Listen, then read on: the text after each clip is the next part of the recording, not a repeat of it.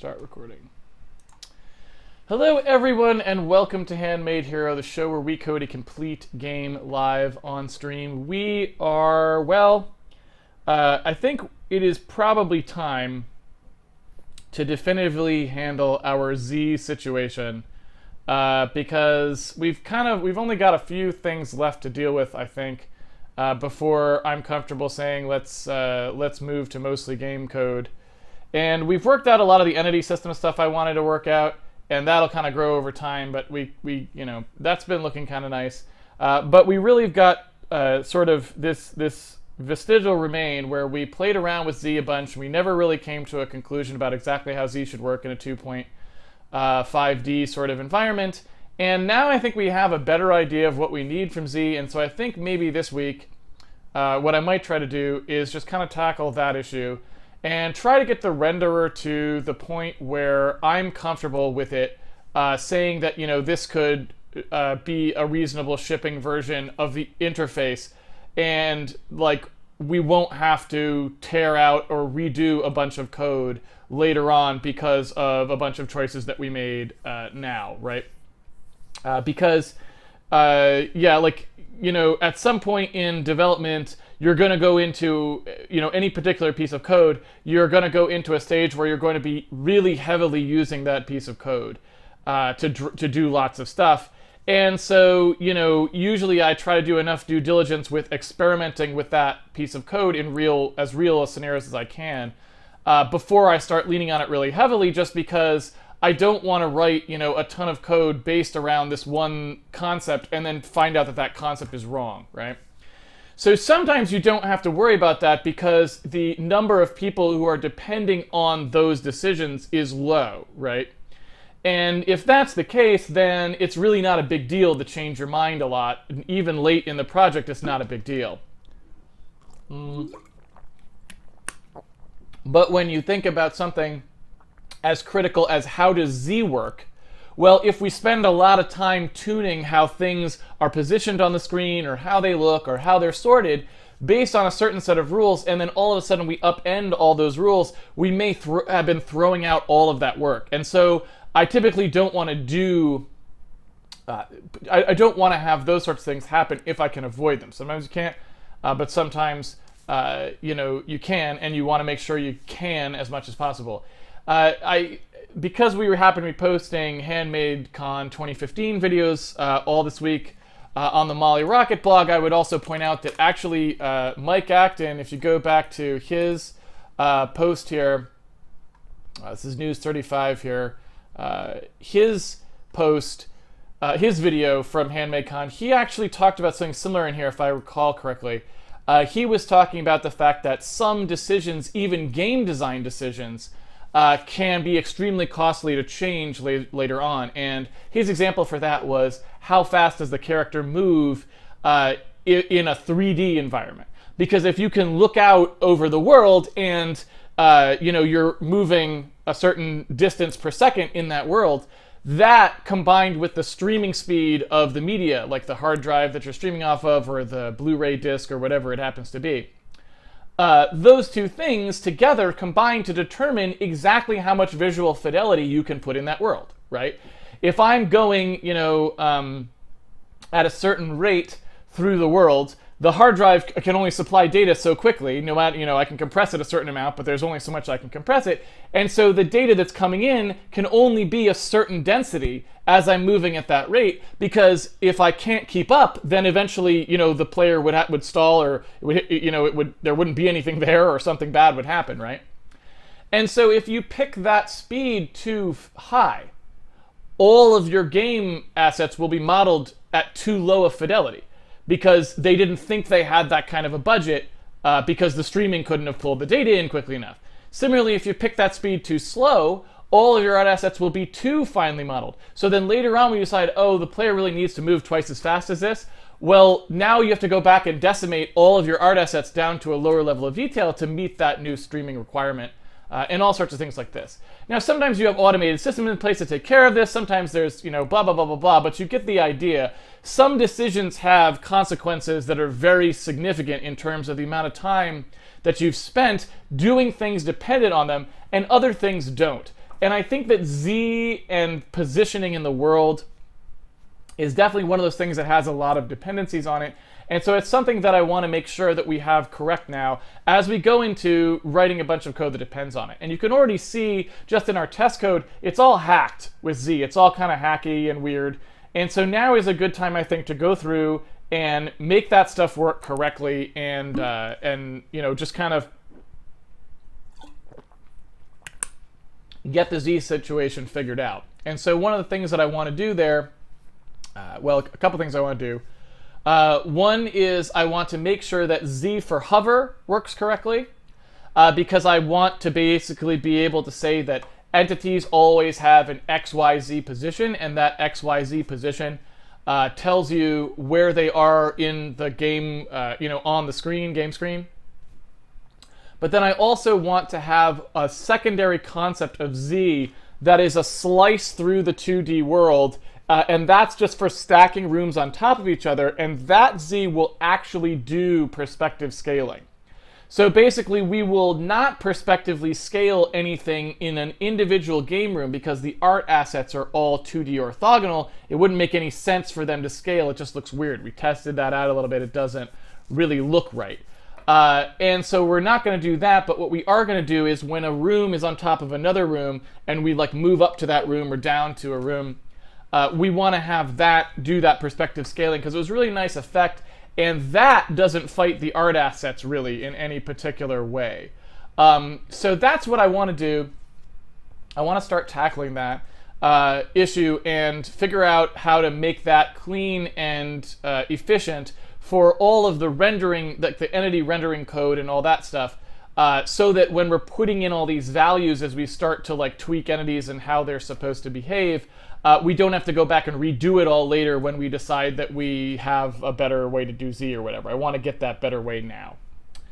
And like I said, I think we've played around enough and seen enough to make an educated decision here about what we can go with and then stick with it. Now, a reminder, today is day 295, so if you're trying to follow along at home, day 294 is the day you will want to unpack for source code to start with. That's what I'm starting with now. Let's go ahead and just refresh our memory as to where we left off, although again, it's not particularly important in some sense because we are sort of starting a new run here. But we had gotten to the point where we had a number of creatures working. We had the ability to attack in various directions with our little stand-in we put a little plate rock that we had in there. And so we've got most of these things working, and you can see we don't need a regular grid anymore as well.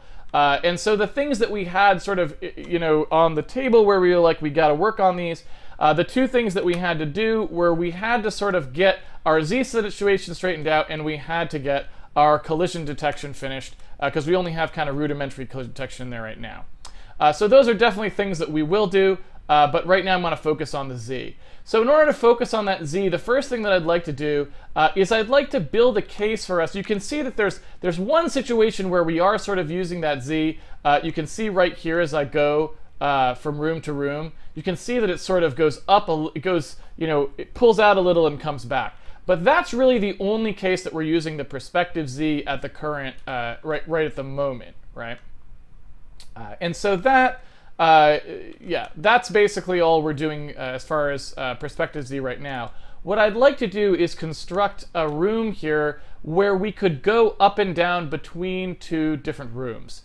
And so what I'm going to do is I'm going to create sort of a stairwell kind of a pattern that is designed to get us from one room to another, and we'll sort of try to figure out exactly how you would go up between two rooms in the first place. And I'm guessing that it'll be something like, you know, we'll actually put some of these hoppable points in here, right? We'll sort of make it so that we can, you know, hop up, up, up, up, and off we go. These familiars are really kind of annoying, aren't they? They just keep following me around. Well, I guess that's just what familiars do. We, of course, do have a way to turn them off, I suppose. I think that was in here somewhere. Did we even... Oh, we don't obey that anymore. Oh, well. Well, so much for that. Anyway, So what I'm going to do is I'm just going to start by heading over to the world generator, and I'm going to go ahead and say that that standard room, which is really kind of a stupid concept. I don't know why we have this. It's just, you know, because world gen will be sort of the first thing that we start with probably as we're working on the game code proper. I just haven't decided to really make this any fancier, but yeah, inside the world gen code, I'm going to hack something in here, which will basically, yeah, it'll make sort of a floor collision that kind of goes upward as you kind of walk up it. And so in order to do that, I think what I'll do is say, all right, here's, you know, the normal code, right? And what I'm going to do is say that, you know, we've got these offsets being plus or minus these random bilaterals. I'm going to turn that off for now so this looks more like a standard room. And then what I'm going to do is I'm going to come down here and say, well, or actually I guess I don't really need to come down anywhere to say it. I guess I'm going to say, all right, if the offset x, I don't know what it would be. Let's say the offset x is 10, okay? If the offset x is 10 and I'm going to bound the offset y for the length of my stairwell, I don't know exactly what it'll be, but let's say that it's greater than 4 and less than or equal to 8. So it's between 4 and 8. 4, 5, 6, 7, 8 will be the stairwell. 4, 5, 6, 7, maybe just 4 hops would be enough. I don't know. So we'll do something like this, and then what I'd like to say is, okay, the p.offset_z, I'm going to go ahead and make that be equal to, you know, I don't know, a quarter step per offset y. So basically, offset y minus 4, off we go. So now our z offset should kind of go up as we go there. And, you know, probably that's actually, now I think about it, the wrong way to do it. I should probably do it backwards. So I should probably do it something more like, I'm trying to think of how to say this right. If I do it this way, offset y, oh, well, no, it's okay. Y goes up. I always forget y goes up in our world. Y goes up, so it's fine. So now if you take a look at what happened here, right, I don't know which one we said that was. We said offset y equals 10, right? So figure 1, 2, 3, 4, 5, 6, 7, 8, 9, 10. It's this one right here in theory, right? But you'll notice that it doesn't look like it's anywhere different than it was already. And there's a very good reason for that. And that is because even if that create room code worked properly, we don't offset things by their z value in the first place right now. At least I don't recall us doing that. Maybe we do, maybe we don't, but I don't think so. I don't know. It's a good question. Do we? Maybe we still do. I don't know.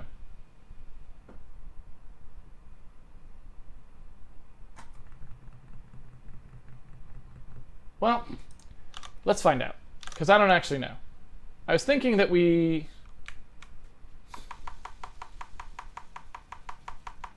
don't anymore, but then we also kind of had that dude who, like, you could get on him and he would move up and down, and I don't really remember now. So I'm thinking that maybe we actually should see this offset z coming into effect, because this is not a displacement z, it was an offset z, and I think that was still the one that did get displaced. So never mind, I think we should have seen that, so let's just double check in there and step in to make sure that that's all good. Because... again, even the fact that I can't ever remember how z is supposed to work is another good example of just how not settled it is, right? Like, that's the kind of thing we don't want to have to be second-guessing all the time, and so that's just yet another reason why I want that settled definitively. So let's see if we ever get in here. We never get in there. All right. So that's always great. So what's the problem here? Offset x... ah, I see. Offset x is actually, these are relative ranges. I was thinking they were at the kind of absolute ranges we were using in the other set. All right, so that's obviously wrong. So I'll just say we'll do 3, and we'll do it between 0 and 3. All right. Well, I'm glad I looked at that. Okay. All right, so there they are still there. right, you can see that the Z does actually get offset properly. And so I can actually kind of climb up it. It's not as much as I need it to be. And also, that offset Y, that offset does look like it's going down, which is interesting, right? Because Y is supposed to go upward in our system. So as Y increases, oh, and I guess, well, this is probably why. We don't need the -4 anymore. Yeah, there we go. Much better. So here I can kind of climb up here, and unfortunately that's still not quite high enough. I also want to say this offset Y, we probably want it to be maybe something more like between -2 and 2, something like that, and I'll make that a little bit steeper.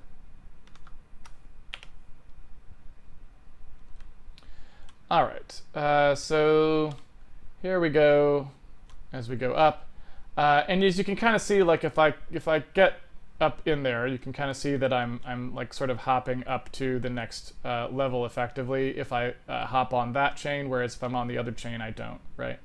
So there I go hopping up, and now I'm on sort of the next level. So now what I need to do is just put a room on top so I can see the room like above me basically, instead of having rooms that kind of go off to the side, which are not useful at all at the moment. So what I want to do is say, okay, I've got, you know,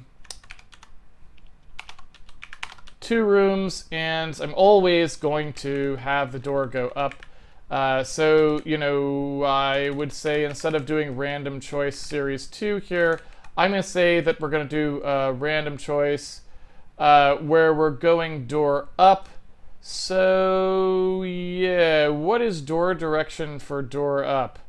It looks like 2.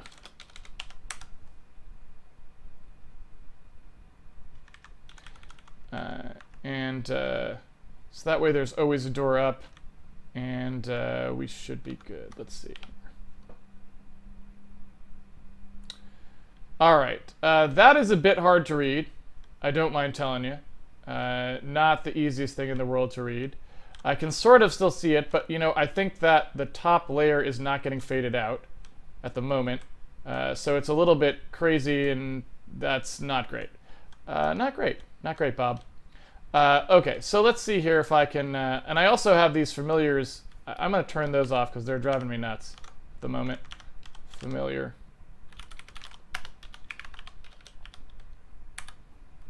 Too many familiars.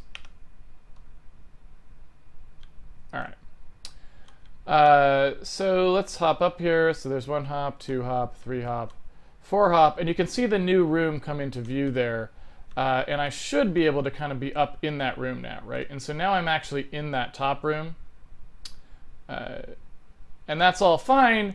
Of course, it's extremely hard to see. So this is, again, we're going to have to probably start drawing in some floor tiles there. So what I might do here is I might start to expand those. I'm going to try expanding those sort of, you know, standable markers so that they're kind of more tile shaped, just so I can, you know, until we have tile graphics in there that we want to use specifically, I can have sort of a clearer idea of what's actually going on. So I'm going to come in here while we're sort of standing up on this thing, and I'm going to try to move that, I'm going to try to expand that standable point thing so that it's considerably larger than it was. So here's the traversables, and here's the size that they are currently. I'm going to expand them out to 0.4. I'm just going to see what that looks like.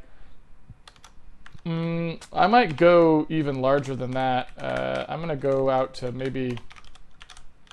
How big is 9.9? I could go even further. So I could go to like 1.2 or something and still have space between them. Yeah. Yeah. So that's not too hard. So that's actually pretty easy to justify. All right. And so you can see that I guess our alpha is at the moment turned off because that bottom layer is not really faded out at all, which is not great. And I suppose that's not really the end of the world. What I could do what I could do is, and if we fix the Z sorting, remember these guys don't Z sort properly right now because their Z's are all set to particularly hacked values as well. But what I was going to say is these things could also, I suppose, be outlined to make them a little clearer to see as well. So I could do something like, I don't know why I closed the game just then, but I could do something like pushing a rect outline as well as a sort of a rect thing on here. So we've got, you know, the traversable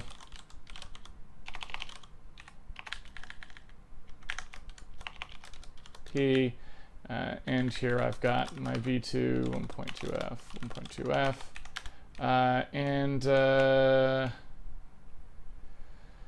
I guess this would just be black, probably. Just something to edge it, you know? Just something to edge it out. So yeah, all right. So first things first, like that's actually much clearer if we were sort of doing the proper, if we were actually alpha fading it out, it would actually be quite clear what was going on. So I think we're actually to a point where we can start to use this, right? So I would say this is exactly what I want. Being able to come up and down these stairs as I do, hopping-wise, is exactly what I wanted. So I think I just would say that our goal is to take this, which is all sorted improperly and not fading out properly and all that other stuff, and just go through the renderer and clean out the input specs for it so that all this stuff works the way it should work. And why isn't it? Do we know? Did I turn fading off or something? Do we know why fading isn't fading? Is that... Does anyone know? Anyone? Does anyone know anything? So it faded out, so it looks like it's just not fading out the rectangles. Actually. Looks like everything else faded out. Why is that the case? So when we do a push rect outline, the global alpha, did the global alpha get reset or something? Or is the global alpha not obeyed? If the global alpha is not obeyed, that's a pretty simple fix. That's just because we didn't obey it, right? So global alpha. Hey, look. It's not obeyed. So that's pretty simple. If we want the global alpha to be applied there, we can just say, well, when we push the rect on here, we'll take the global alpha and multiply it in, right? So that's much better. All right. So now we're in pretty good shape, actually, already. And you can see that mostly what we're left with now, since the global alpha actually was working just fine, is we're just left with an inability to actually see some of the people who have hacked Z values because they're sorting below the ground tiles, which should actually support, which should be below them, but are actually above them, right? There's also some interesting stuff here, like once we have the stairwell, it's very obvious to me that some things that shouldn't happen are happening. Like, for example, we don't really disallow jumps to arbitrary heights. So, like, you know, certain things can happen that probably shouldn't happen. Like, I can go from here, and because there's no other tile to my left, I can jump all the way down to that one, which is probably not what should happen, right? But, you know, that is what's happening. Oh well. So yeah, I think that's about it. So let's go ahead and tackle that Z stuff. I don't know what we want to do in terms of drawing that lower layer. I think, you know, my suspicion anyway, is that drawing that layer below us, I feel like we don't really want to fade that out, because we may have a hole in the ground where we would want to see down to that layer. So I think I'm going to actually add exactly that so that we can make sure that is clear. So handmade world mode.cpp, I want to do in add standard room, I'm going to do like a knockout so that basically nothing gets created, if offset x equal or is greater than or equal to -5, let's say, and offset x is less than or equal to -3, and I may be accidentally removing the floor out from under somebody who needs to stand there, and I apologize for that. You know what I'll probably do? Well, I don't know what I'll do. I don't know. I just don't know. So if it's in there and the offset y is greater than or equal to, -3, and offset y is less than or equal to -2, let's say. Note hole down to floor below. And then all of this stuff can happen otherwise. Right? And so part of the problem here is that the standing on is going to be null in those cases. So if someone was going to try to place something there, that would go poorly, and we may have a bug about that. So, yep, and that is exactly what I was saying was a problem. Add snake piece segment thingy. So I'm going to turn off my snake.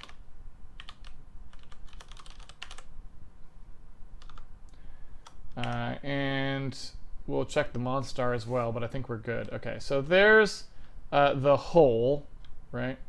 And I may need to move that hole a little bit just for optimal viewing. But there you can kind of see I'm looking down through the hole, right? And I'm seeing the world below me. And I'm going to make one more. I'm going to move the hole a little bit up, I think.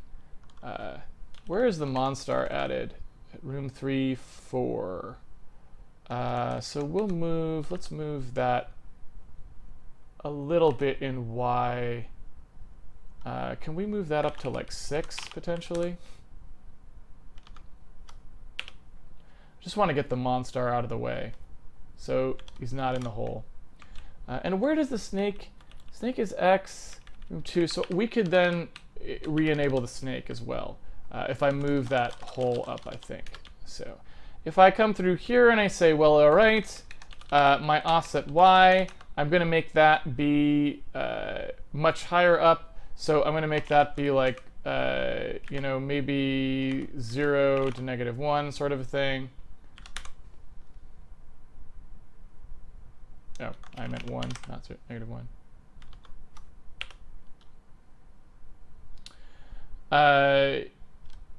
I think that is all I really wanted. And so now I'm also going to need, in addition, I'm going to need a, all right, that was not what I wanted to do, additional floor. So I need one more floor above this floor, right?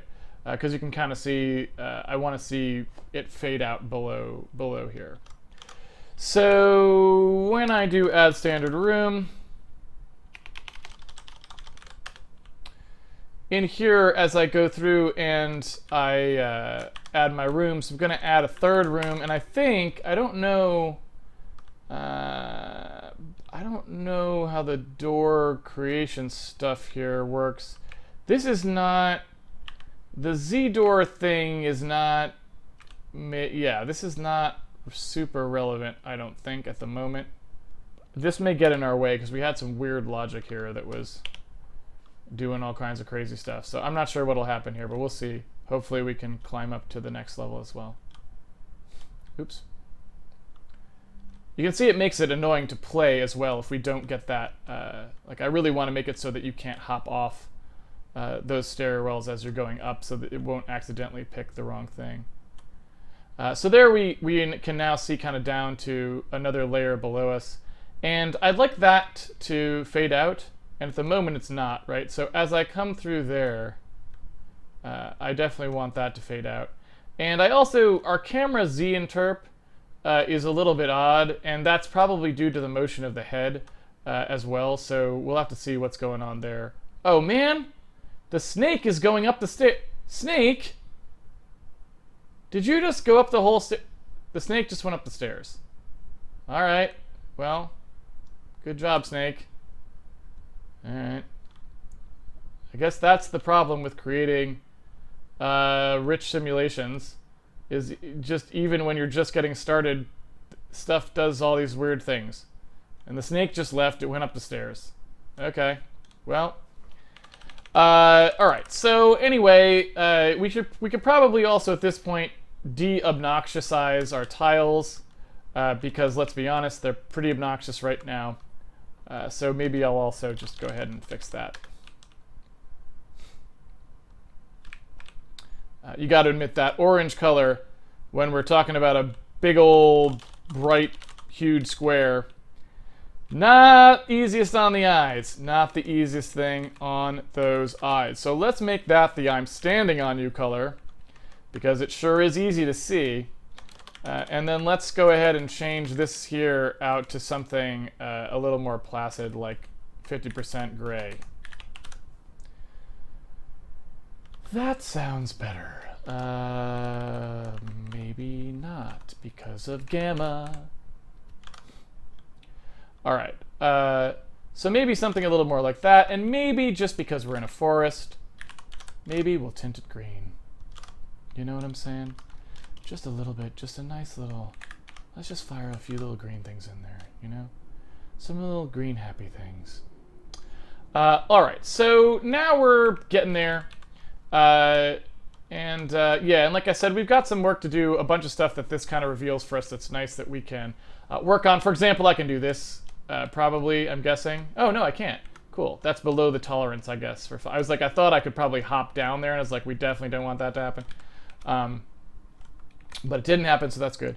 But yeah, you can kind of see we've got some work to do here, obviously. We want to fix that, the fading out, and we want to start working on getting that Z-spec correct. So let's see here.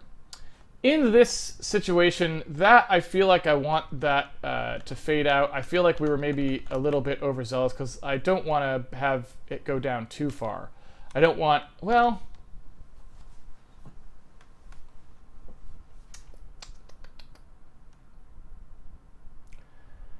the problem with having it go down that far is that means we have to simulate all the people that are down there. But at the same time, I don't know, that could be kind of cool. I mean, it's kind of neat to look, you know, if you imagine you're typically going the other direction, right? I'm typically going down. And so if you kind of imagine, you know, I'm going down to the dungeon and I see down there, oh, there's like a magical sword thing that I want to get that's 2 levels down, right? That's kind of cool. So I'm guessing that probably what we would want to do is, instead of fading it that way, you know, we might want to say that the global alpha does go out but not to 0. So, you know, it's more like fade bottom start Z is, you know, much earlier in.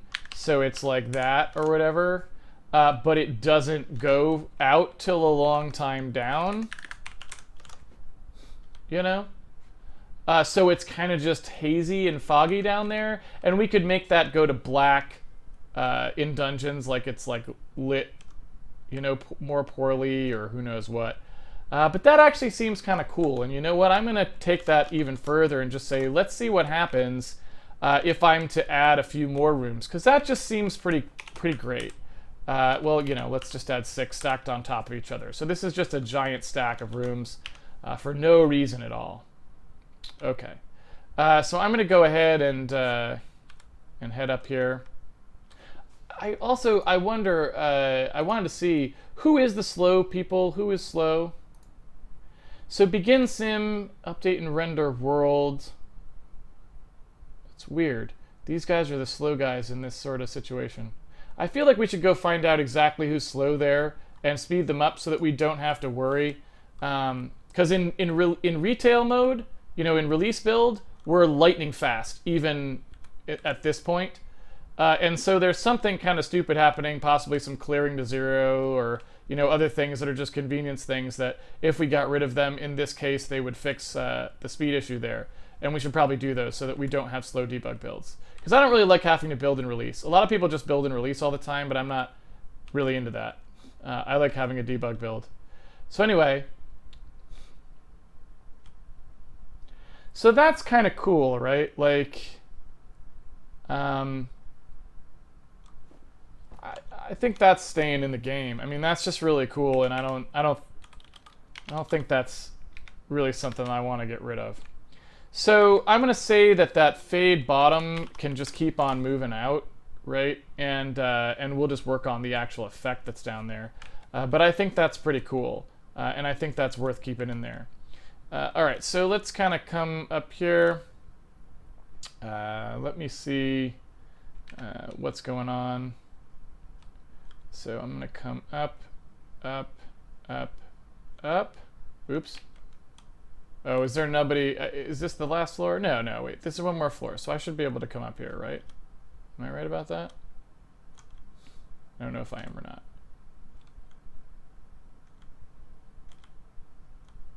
Snake, get out of the way. All right. And one more, I guess.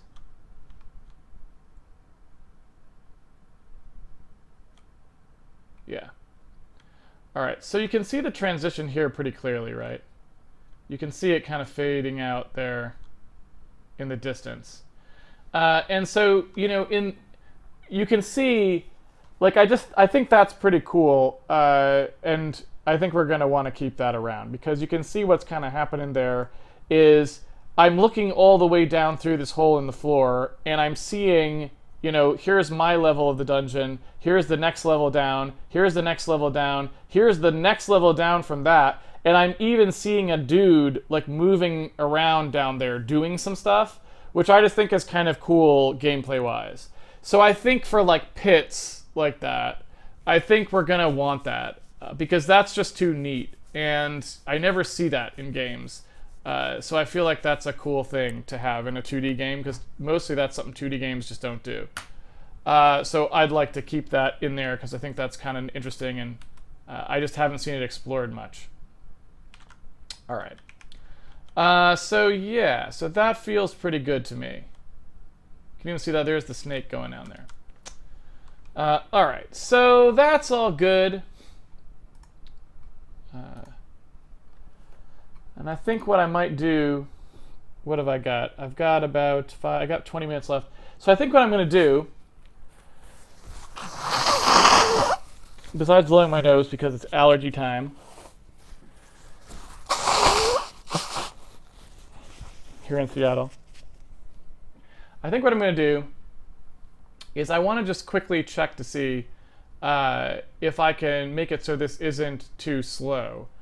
Because I don't want to have to use the release builds all the time, and they're way faster, right? So, like, for example, if I go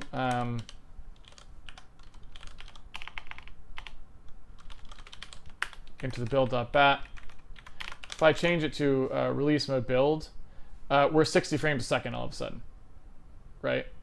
And 60 frames a second using almost no time, right? Because this frame display here, I think that's the time that we're, like, waiting for the operating system to do stuff. So literally, like, we're taking almost no time of the 60th of a second, whereas in the other one we can't even hit 60 frames a second. So the difference there is pretty huge, and it means that something we're doing in debug mode is very expensive. And I just want to go figure out what that is, because we can probably just have an optimized version of just one thing and then be able to run at this speed in debug mode, right? And I'd like to do that, and then we've basically left ourselves set up with all of the problems on screen that we have to solve this week, and so that'll be perfect, I think, for what we want to do. So yeah, and you can kind of see, yeah, right, like, we're totally 60 frames a second right now, so I'm not sure. Now, if we switch to the software renderer, we would not be, because the poor software renderer Uh, just want to see how bad it is with that. Where is the software renderer again? Global rendering type. There we go. The poor software renderer cannot render that many overdraws of the screen at all, right?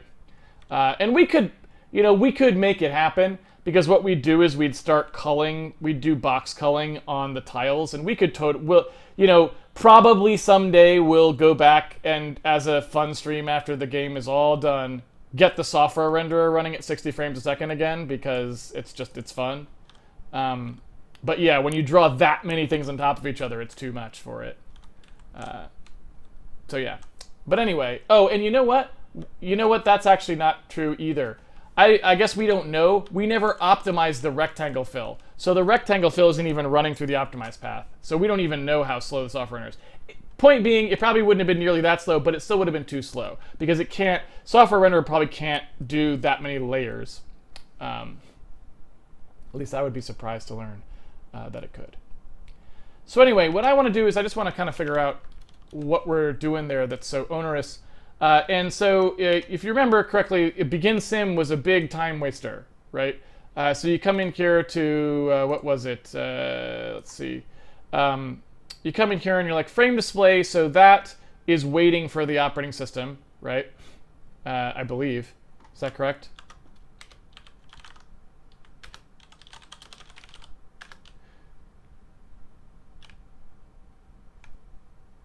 Yeah. So that's waiting for the OS, as far as I know.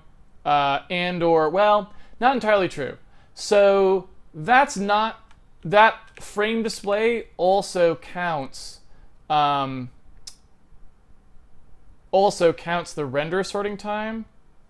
So we probably want to be more granular with that, I think, because we don't really know what's going on there. So let's find out. So Win32 display buffer and window. What I'd like to do here is just say, okay, let's take a look. This is the case we care most about here. So I'm going to do a thing where we just do begin block, end block, begin block, end block. So here I can say, well, how long does swap buffers take? How long does OpenGL render commands take? And now I can actually see for real what's going on there, which is much more useful, right? Okay. So pausing again, let's take a look here. I should probably also, that's in the platform layer, so I guess now I think about it, I have to rebuild and restart completely to see those guys show up. Okay, so there we go. So looking through here, we've got OpenGL render commands is taking 13% of the time, get close to traversable is taking 14% of the time, begin sims taking close to 20, and update and render world is taking like 25, right? So let's try to break, again, some of these down into a little bit finer grained pieces so that we can maybe hope to have a better idea of exactly who is taking the time in there, right? And so update and render world, I would like to take a look at here, world mode, .cpp. So update and render world is like a giant timed function right now. And so what I would say here is, well, maybe let's figure out how long it takes to execute the brains. So I'll say begin block, execute brains, end block. And then in here, where we do simulate entities, I'll do like simulate entities. And so that way we've got some idea of what's happening in these things.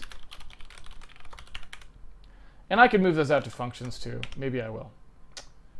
So let's take a look. So looking here, we've got begin sim, simulate entities. So what we learned from that right off the bat is that brains are not the problem, which is good. I mean, one less thing to worry about, but you can see, we don't have anything, like the brains are down here in the noise, right? Basically what we're looking at to speed up this program is pretty much we're looking at stuff that's above here. Now debug end, there's nothing we can, these guys are slow always, the debug collation and the debug end. There's not much we can do about those guys because they're big, expensive, heavyweight sorts of operations, it's true. But these guys are all at the top of the list. And so all of these guys together, you can see kind of account for something like 70% of the executable time. You know what would be kind of cool, by the way, with this? In fact, let's just do it. I mean, why not, right? So if I come down here into the debug code, instead of saying, hey guys, wouldn't it be cool to do this thing? Well, I just do the thing. So where we display that in the, let's see here, in the cycles, here's our draw top clocks list, right? And what I was saying is, well, why don't we just take this percentage that we're printing out, and as we go down, if you were to get, if you were to look at the percentage of time in the program taken total up to that point in the list, how much would it be? So it's like the cumulative percentage to that point, if that makes sense. So I don't know exactly how we want to put that, but let's assume we put that like this. So we've got, the cycles. We've got what's the PC percentage total time? 100% over total time, right? So all we have to do here is, in addition to its percentage, the running total percentage would just be running sum, right? And what we do there is say, well, okay, so running sum is just a value that starts at 0, and every time through here, we take whatever the stats sum was, and we fold it in, right? And so then, if we look, you can kind of see, like, as you go, it's 21% of the program, up to this point. Now it's 41% for everything up to this point. It's 57% up to this point, right? And as we go down, we're sort of getting up to there. And in fact, you know what I could do so that it's maybe not so onerous and like kind of always, I don't know what you want to call it, up doing something bad that is not good. I know we had a feature here that allowed us to kind of like place text that hover text, if that makes sense. And so I just would go and look and say that must be here somewhere. Yeah, you can see, right, is in rectangle, and then we did just an add tooltip thing. And so I'm just going to go and make that the tooltip, right? So I can say, well, all right, if we're in the rectangle, whatever the rectangle this thing is, which I believe text out returns, right? Doesn't text out return a rectangle to you? I feel like it does. Maybe it doesn't. Let's find out. But I think we can just say, like, rectangle text rect or something, and I can just say, well, if you're in the text rect, and maybe I want the whole bar rect, I don't know, but we're just going to do this for now. We'll say, okay, if you're in that rectangle, then we're going to do a printf here, and we're going to take this thing that we were printing, and we're going to say, all right, cumulative to this point is that much time.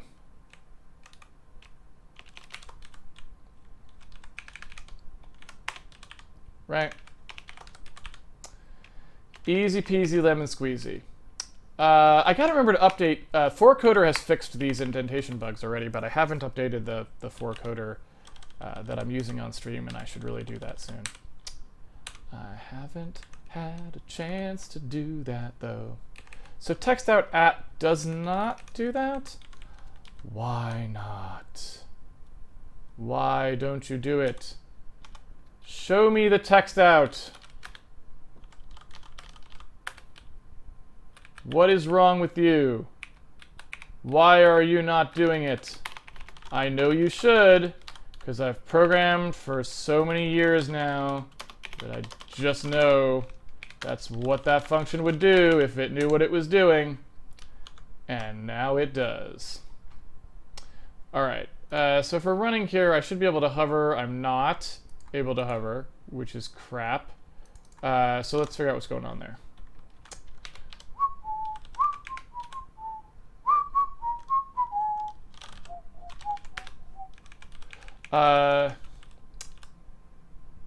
If the mouse P, do we have a mouse P? We've got a mouse P. If the mouse P is in the rectangle, we add the tooltip. And so that should work, I would think. Because the text op gives us the rectangle, yes. Text op, if in debug state, we go ahead and output the text, and then we return a rectangle, yeah?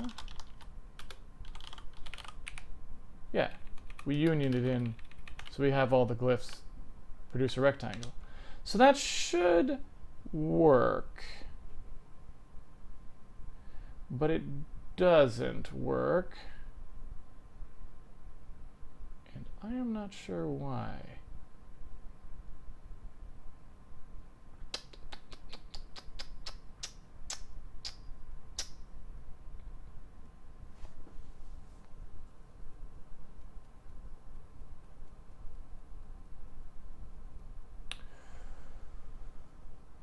Methinks we will have to... Oh.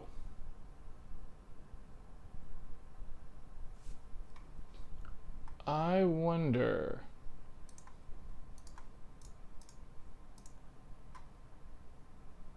There isn't a transform being applied here, is there?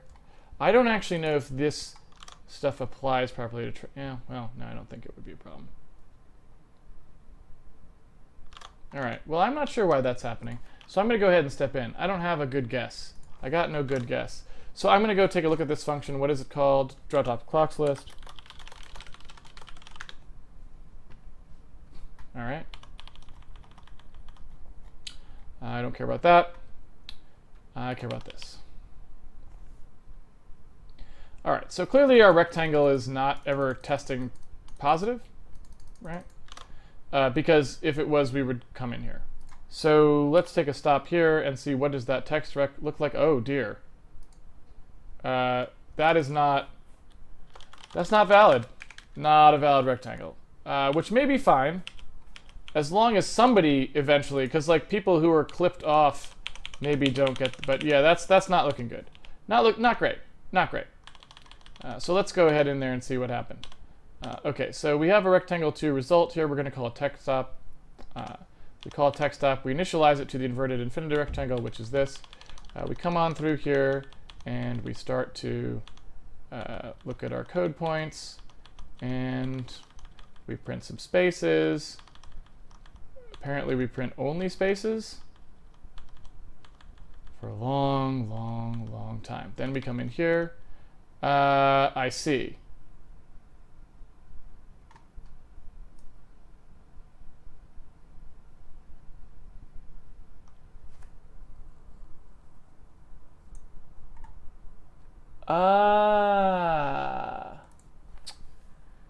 So for some reason, we decide not to get the sizes of these, or not to perform the unioning when we draw. Even though, I see. So this is kind of stupid, because it means that push bitmap would have been getting the bitmap anyway, and we could just have recorded it there. All right, well, I guess I'm not as dumb as I thought I was. Which is unfortunate. Or rather, I guess I am as dumb as I thought I was, because really that information would have been free when it comes through here, but we wanted to use the same render call. And the reason that push bitmap doesn't return the bitmap to you, I guess, is because you don't have Yeah, and I guess that is doing extra work here, which I'm not sure why it really is. I guess just because of the deferring is mostly why. All right, that's fine.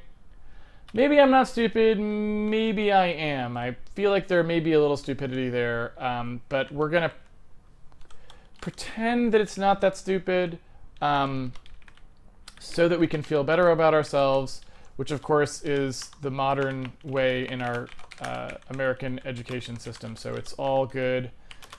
Just tell yourself that you're a winner and move on. And that's just what we're going to do. We're just going to tell ourselves that we are a winner. Good job, winner. You really did great on that one. Nice work. So let's see here. Get text size does not take 3 things. That's probably true because it doesn't probably need to actually issue. Let's take a look at debug UI there. It only takes the debug street and the string. It doesn't care where it's at because, of course, the size is always going to be the same. So once we get text size here, we would have to offset the rectangle by that, though. And in fact, you know what? If we don't already have a utility function for that, I feel like we should. Because, right, we would want that to be something we could do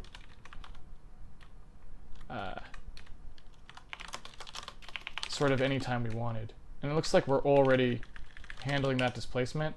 So it seems silly to throw it away, to throw away that math work that we already had. All right, so let's see here. Any better? Much better. Okay. Yeah, so now we can kind of see where our splitting point is. Our tooltips could really use a little bit of backing on them, I would think. So, you know, we could also say, well, where the tooltip at? Where the tooltip code at? Let's see here. Yeah, so this code, when we do our text out at, would be basically the same.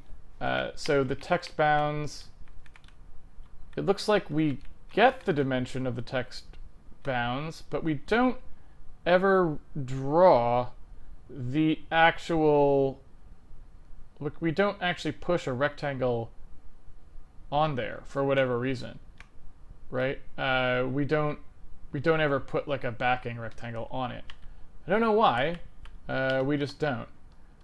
Let's see here. Like, this is what we want. You know what I mean?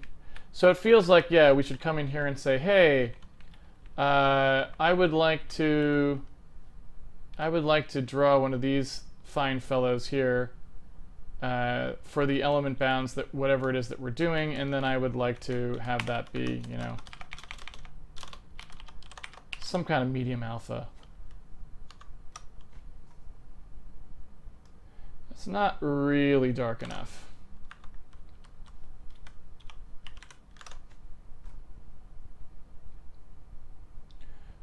And I think that probably needs to be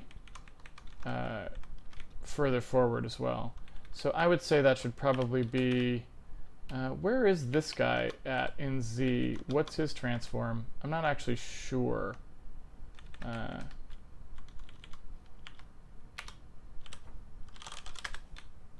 Z sorting wise. Speaking of things that could stand to have their Z sorting worked out.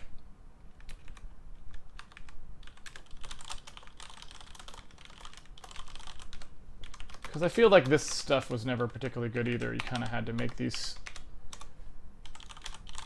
tooltip transform and all this other stuff, when it's really, we just kind of wanted to say, like, okay, generally this stuff appears above this other stuff. And it was just a little bit too formal.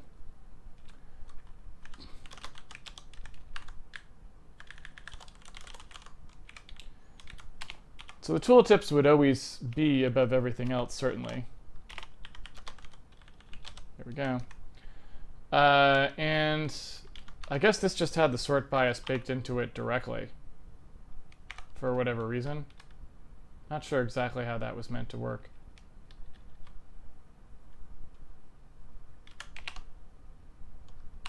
Yeah. All right, let's take a look at that.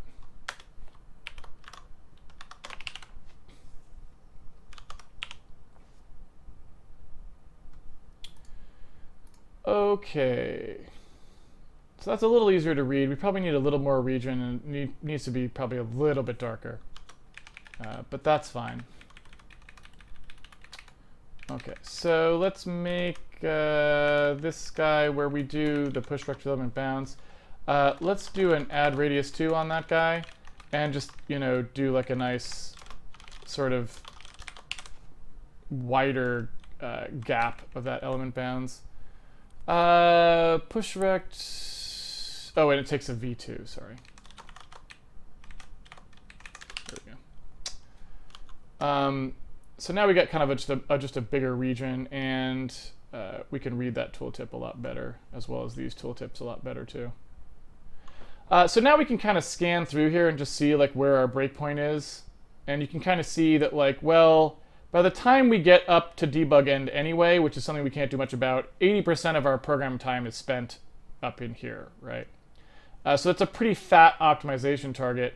And, you know, so we probably don't have to worry too much about the fact that the debug code slows us down. Plus the fact that a lot of that code goes away when we close this stuff, right? You can see the difference in time when we're not processing the debug information, like for profiling information and stuff. You can see that this time goes down. So that becomes less impactful when we're not viewing it as well, which is nice. So yeah, we can see that simulate entities is a big problem. And so we should probably look at ways of fixing the code in simulate entities to make it not take so long. Get closest traversable, we know exactly how to fix. That's a spatial query, and we can accelerate the spatial queries quite considerably.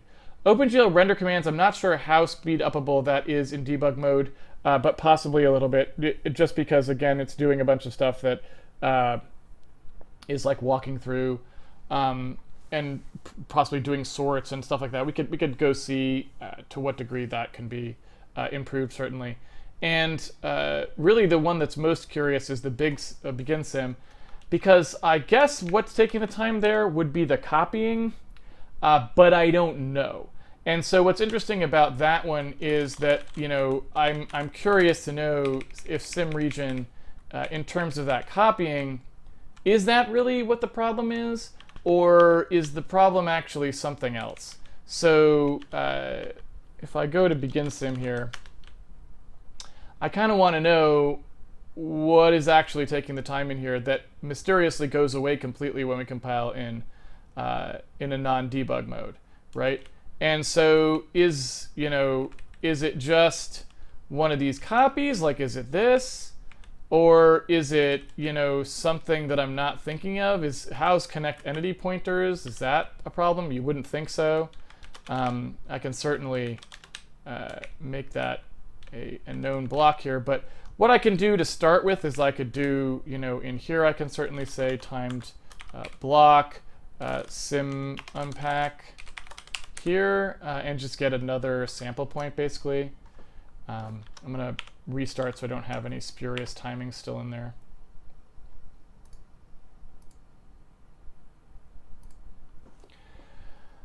And so looking at this, like, the answer appears to be no. Like, the copy is just irrelevant. So begin sim is taking 16% of the time to do nothing. So that might just be like a clear or something like that. Like, for example, this right here, maybe it's just this clear because it's pushing a tremendous amount of stuff onto the stack. Onto our arena there, and it may be that clear is too much, right? So let's take a quick look, just a real quick look at what would happen if we didn't do that, right? So if instead here where we've got entity hash, brain hash, right? Those are pretty big. And we've got all this stuff. Let's just manually initialize. So in here I can say no clear, I believe. Is that correct? Right? And then I just have to make sure, if I'm not leaning on that code, I need to make sure that everything else gets specified. So I'm just going to kind of go through here slowly and make sure that everything is initialized, because now it's not getting cleared. So there's world. Here's max entity radius and max velocity. Those are getting updated. And you can see I'm just putting them in the same order they occur so I can easily check to make sure they're all there. So here's the bounds and updatable bounds. Here's the max entity count, the entities, max brain count, the brain count, and the entities. And so these arrays as well, in addition to the hash, these should be no clear, I think, too, right? Like so, because we're currently initializing them completely on packout. And then we've got the brains, and that's it. So that's pretty much everything. So if we remove that clear, let's just see what happens there if I do that. Interesting. So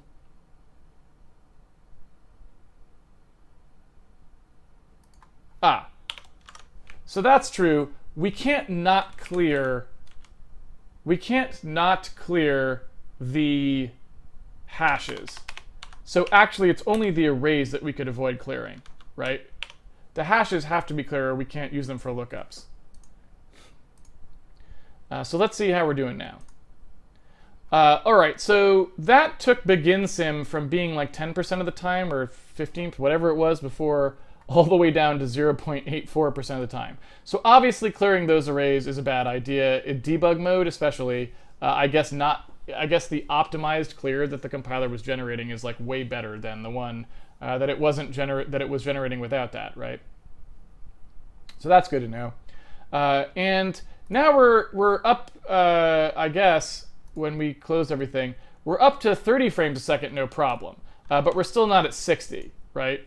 So the question is, who's next? We've got simulate entities, and debug collation is now up pretty high.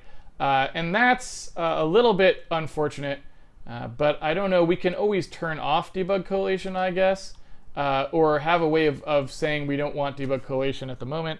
I'm not sure what to do about that exactly. But point being, simulate entity is still taking a ton of time. Let's just take a quick look at that one, and then we'll be done for the evening. Here's world mode.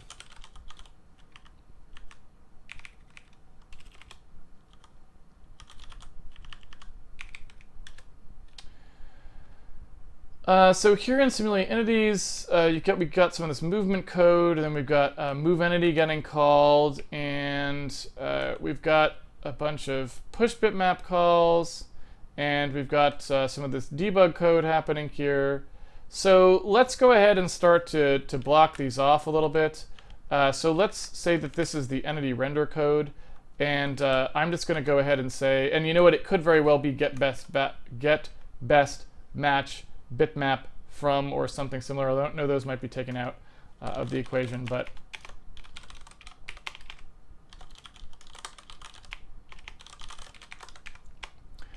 so here's entity rendering.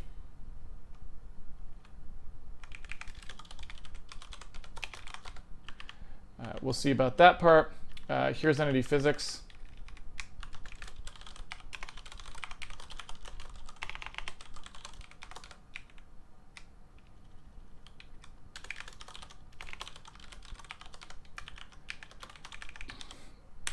And now we can just take a look and see what the basic breakdown is. Oops. So let's open up that profile again. Let's take a quick pause here. All right. So you can see that entity rendering is taking a lot of time there, the lion's share of that time. And the rest of the stuff in simulate entities is kind of a little bit more evenly scattered, it looks like, right? So we kind of end up with stuff like the physics down here, not really particularly relevant, and that sort of the other sort of sim style stuff that we're doing in simulate entities not being hugely important. So it's really just that entity rendering code that's sort of being doggy, right?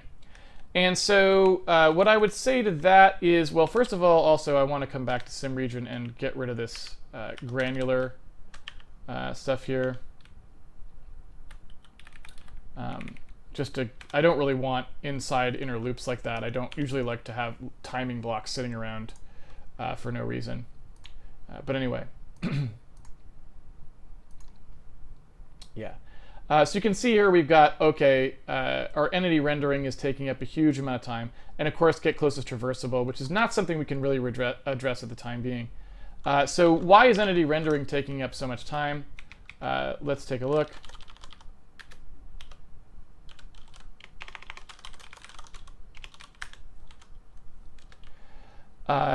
And so we're clearing out these vectors and doing a bunch of matching every time.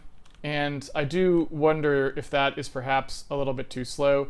We can break this block up into 2 blocks to verify that, certainly. We could, for example, also time these. I don't know in the asset system, get best match bitmap from. So get best match asset from is actually a timed function. So if we look, we should actually be able to see how much time is being spent in that. It's already a timed function. So if I bring this guy out a bit, we should be able to see get best match asset from. So what's interesting about that is we're calling 366 calls to get best match asset from, right? And yet somehow that doesn't take any time, even though that's got to loop through all the assets in the system and stuff. That's a slow, highly unoptimized thing. Yet entity rendering, which hardly does that much beyond it, is taking a lot more time, which suggests to me that somewhere in here something stupid is happening. I don't necessarily know what it is, but we should try to find out. So I'm going to go ahead and move this block down, and I'm just going to go take a look at just the piece list and remove that from the equation so we can see if that's a particularly problematic, if that's the loop that's causing us the problems, meaning it would basically be that push bitmap call, or if it's something else, right?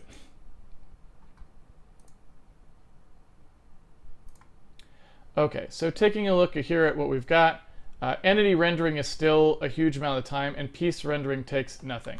So, okay. So basically what we're saying is all of this stuff is not problematic. I don't know. So what's going on here? Is it this rectangle? Are these rectangle calls? I don't know.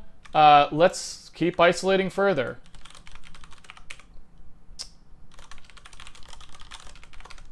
And you can see what I'm doing here. All I'm doing is I'm just coming in and I'm just further isolating stuff until I can find out who the offender happens to be. Right? So I'm going to go ahead and just block off each of these parts. So this is vector clear, this is piece rendering, collision rendering, and hit point rendering.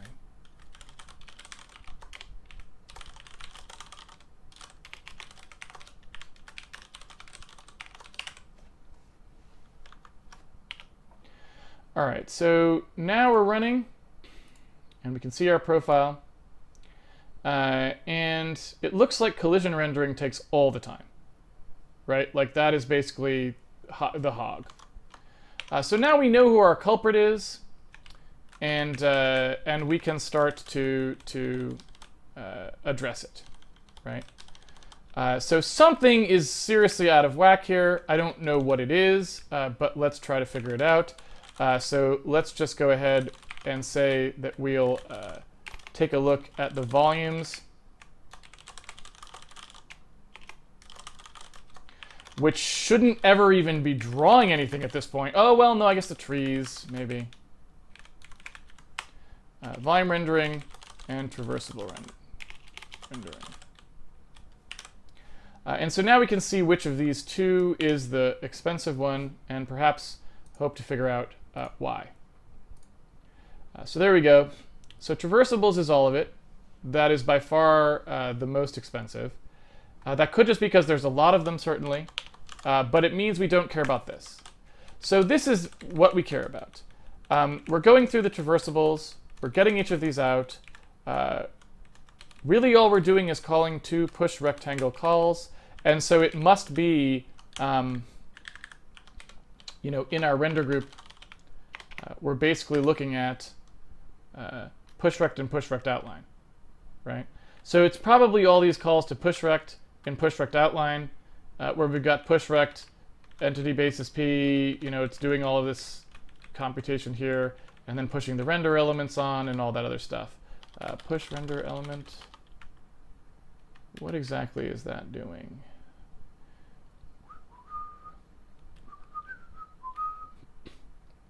So this is very straightforward code, but it's definitely the kind of code that gets a lot faster when you run the optimizer on it. So I could see why that would be the case, certainly. What I will say is this basically quintuples the number of calls to push rect. So I could imagine giving this up temporarily. And seeing how fast we get there. Okay, so simulate entities is still just very expensive, unfortunately. The traversable rendering has gone down considerably, but this is still up a little bit higher than I would have liked. But we're getting closer, certainly. Right? We're almost back to 60. Let's go ahead and close this. Yeah.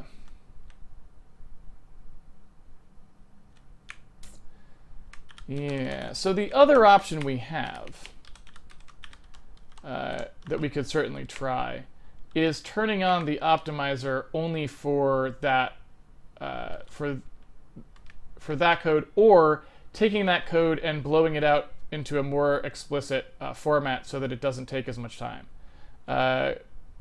Although I will say that simulate entities was still taking a little bit more than I think it should have.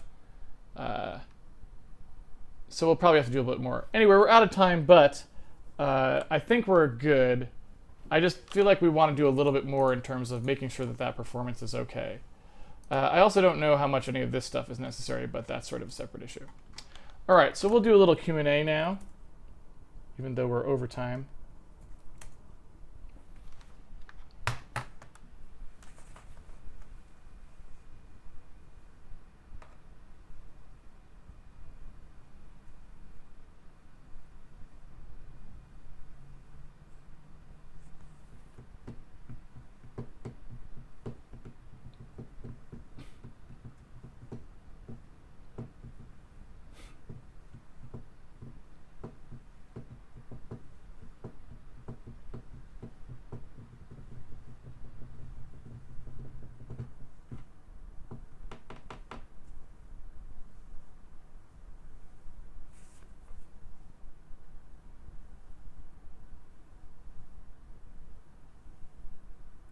I see no questions. Maybe I'll ask Insobot if he has a question. Insobot, do you have a question for me? And Insobot just said, dude. Insobot is the best. Sergio says, how much longer does it take to build Handmade here with release optimizations? That optimizer typically takes quite a bit longer. It's certainly not, that isn't the reason I don't build with optimizations on. We could afford it, like it's not onerous. So you can see there's the C time, right, at 1.248. And with the O2, you can see that it's gone up to 2.777. So 2.777 versus 1.2. So it's over half. It's very slow. It's takes over twice as long. But the problem there is not that. Like, that's not why I don't leave it on. The reason why I don't leave it on is because even if you've got the special magic switch that allows debugging in release mode, oftentimes it's still a lot clumsier. So for example, like this is the optimized build, and I'll come in here and I'll say, oh, show me what entry is. And it's like, it doesn't know, right? It's like, I have no idea where that pointer is. Man, I know I have that pointer somewhere, dude. Oh man, like, sorry dude, like, I was just building this debugger and like, I don't know where the pointer went. And it's just like, okay, great dude, like, I know it's legal in Washington state now, but you do not have to give me the surfer routine. So whereas if I have, a debug build, it's like clear that when I stop somewhere, I'm always gonna get the actual debug values that I want. And I thought we added the switch actually, but I don't see it here.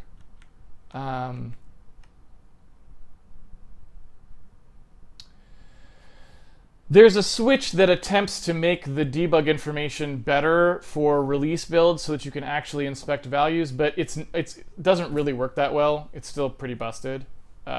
So it's not good enough. But there is a way to get it a little bit better, I thought, than what we had here. Unless it's minus ZO. I don't know if that's, I don't remember what that switch is. The rest of them I know, and they're not that.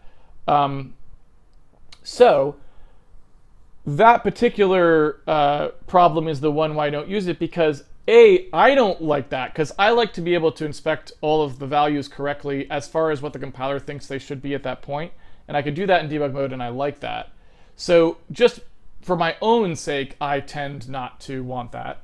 But also for an educational stream, it's doubly awful, because then when I try to show you guys something in the debugger, you're not going to be able to see anything, because it's just going to say, I don't know where that is, man. Right? And then you're going to be watching me do this nonsense all the time. Because, like, right, the pointer is there, just to be clear. It's just the debug information doesn't store enough information for the debugger to go get it, right? So you can go get it because you can figure it out, right? You can see right here, you're like, oh, okay. This thing where we do entry arrow pointer equals dest and entry arrow index equals ID and all this stuff, right? There in the registers are the information that we actually needed, right? So it's not like we can't walk back up here and find out what they are. It just takes forever because you have to do this every time, right? And so, you know, I want to find out what the entry is, and so it's like, oh, okay, so if entry pointer equals dest, so in this case, dest almost assuredly is in R8, right? And that one's probably one that even it can get, right? So you can see it appears to be able to find that one just fine, I guess. Right, but it can't find entry. It has no idea where entry is. And probably that's because it's just a stack variable, and it's only used it in registers, right? So it's probably just saying like, well, okay, so entry, the pointer part right now is definitely going to be where R9 is, and the index part, right, is definitely R9 plus 8. So if you're looking at that and you're me and you're like, well, this is one thing and this is 8 away from that thing, it looks pretty clearly like entry is just what's in R9, right? So I should be able to say, oh, okay, the entity hash of R9 is probably what it is, right? And hey, look, I was right. So it's just because the compiler doesn't output good debug information that any of this matters. But unfortunately, it doesn't, and so there you are. So it's too bad, but that's the thing. So hopefully that gives you some perspective on, you know, what that is. Caleb says that ZO is in fact the switch. So yeah, I guess we're even getting the supposedly good stuff. Now that to me, like, I mean, that was awful, right? Like you saw how bad that was. It was super obvious where that thing was. It was right in a register. It didn't have to do any arithmetic to get it. And it didn't even know where it was, right? It was like, it's right in that register on that line. It's right there. So it literally was the simplest possible case for any advanced debugging information feature, and it couldn't do that. So you can only imagine how bad it probably is if you had to do some pointer arithmetic to go get the value you actually wanted. You know, forget it.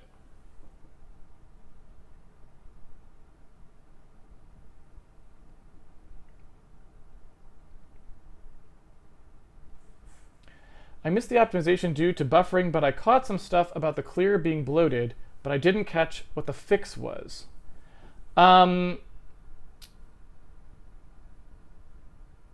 Oh, well, we just stopped clearing the entity and brain arrays. That was it, in the sim region. We just said don't clear them. So we passed the no clear flag to the array allocation. Faraway floor string transparent doesn't look quite right since you can see through them. Yeah, well, keep in mind that part we will have plenty of time to play with, meaning we don't have to make it be a global alpha value. We can just make it be a global color modulation, for example. Once we actually put our stuff into the Z layers, which is what we're doing this week, we can play with how that gets rendered and do whatever we want. And it looks like long Boolean was suggesting exactly that. When peering down the hole at the more transparent layers, you can see characters through those ground layers. My guess is you would want to mix with a fog color instead of just making the tiles transparent. And yeah, basically, like, all we have to do is just modulate the color with a fog color, or we can do... I mean, honestly, we wouldn't even have to really do that. We could just never really fade things out if we wanted to. But yeah, because I mean, I think, well, I don't know. We'll see what happens when we get to it. But yeah, we can just go with the fog color, and that seems like a reasonable thing to do. Would LLVM work on Windows Handmade Hero? No, it doesn't yet. At least the last time, which was about a month ago, that I tried to use LLVM for a Windows build, it can't handle MM128s. All of the like specification for that is different. So I think we could compile with LLVM if we changed how those were declared or used a different include file to define the MM128s, then we would be okay. But as it is, that won't work on the Windows build. At least that's what happened to me when I tried to use it. I was looking at it on 1935, actually. And that was a big problem. And the other thing is I don't know if they've got a linker yet. So last time I checked, you still had to use Microsoft's linker to produce the executable. So you can only use the compiler. You can't replace the linker. So you still have to use Visual C++ in addition to LLVM. So it's basically like, it's kind of not very attractive at this point, because you're like, if you can ditch Microsoft's toolchain altogether, that's fantastic, right? I will be so on that. But at the moment, you kind of would have to use both, and now that means you have two problems instead of one, right? You've got two tool chains you have to maintain, and that's no good at all. So hopefully at some point you'll be able to move to LLVM exclusively and just get rid of Visual Studio, which would be far preferable, certainly.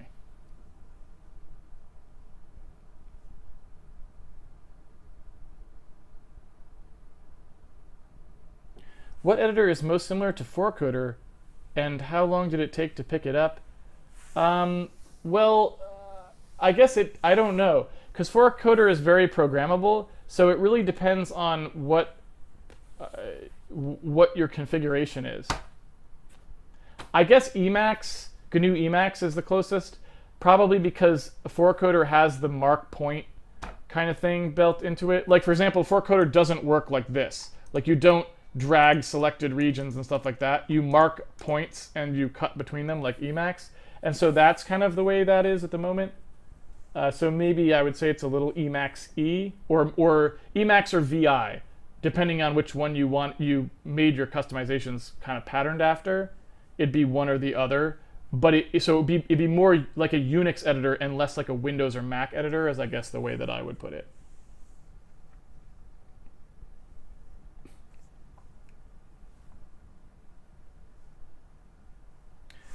Having many levels of rooms and having entities in each levels actively executing, wouldn't that be heavy or expensive, or have you think in a performance solution or a level limitation? Well, it doesn't seem to be, is I guess what I would say. That just doesn't seem to be a problem. In release mode, we're still running at 60 frames a second, and we haven't really seen any real boundaries that we're hitting up against yet. So I would say until I start seeing the performance edge, and until I start actively tackling it too, and having an opinion about, you know, how realistic it is for me to optimize the stuff we've got in there, I'm not going to limit the game design around that yet, because it sure seems like we're going to have a lot of horsepower there.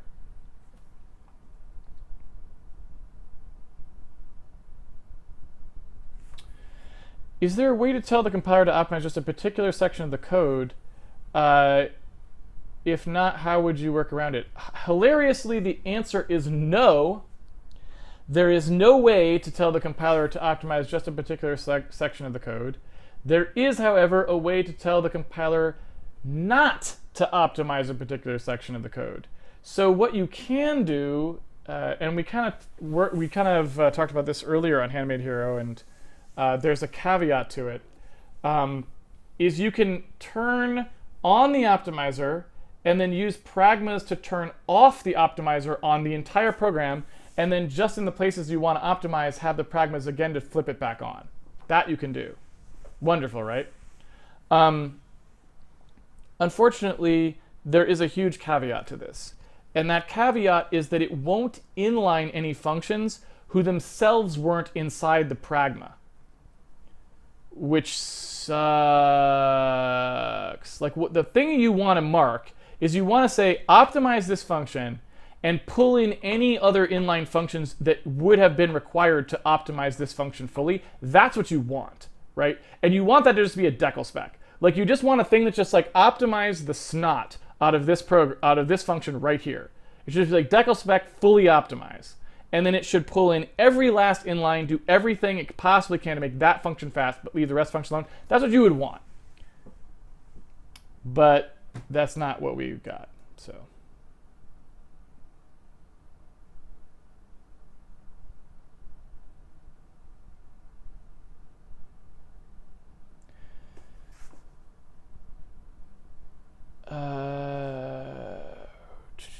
Clang++ is worse. Honestly, why can't the PDB just say, hey, you are at this instruction, okay, the value is in this register, address, or whatever? I don't know why it can't. There's two reasons. There are two factors which determine it. One is the degree to which the compiler is smart enough to track where programmer-named entities are through its entire optimization pipeline, right? And you can see why that might not happen, because if the person who's writing the optimizer is just thinking, I'm just trying to write optimized code, and doesn't have in their head, oh, I should track everything so that as I do all these optimizations, I have all these breadcrumbs that can lead back to what the source meaning of each of these things was, then you're totally out of luck, right? And now you've got this huge reverse engineering job to go back in there and make that work if you're someone who wants to add that back to Clang, if that's not how it was working to begin with, right? And the other limiting factor is the size and complexity of the debug information format.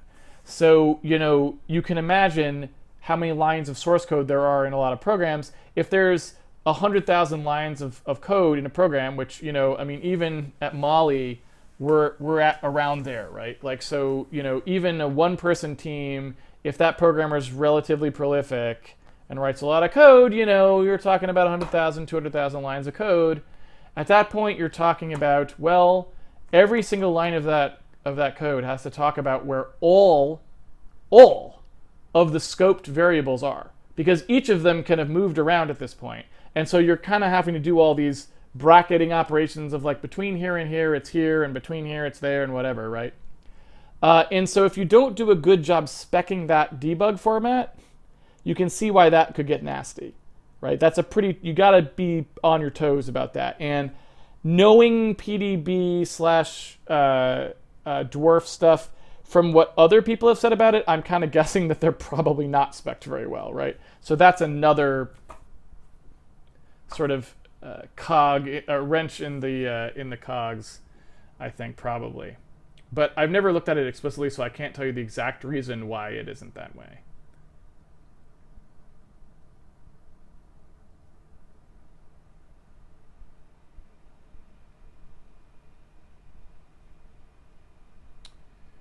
All right, I'm going to wind it down.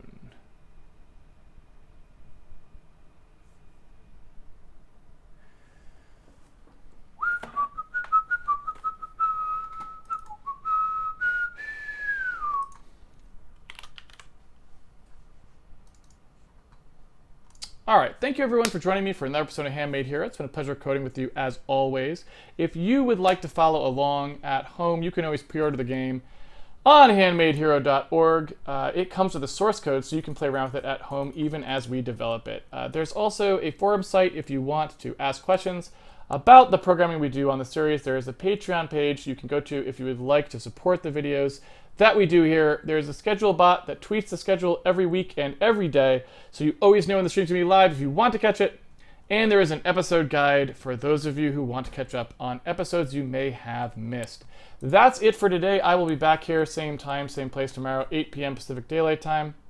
And I hope to see you all here when we will start to work on our Z layering. That's it for today. I'll see you guys tomorrow. Take it easy, everyone.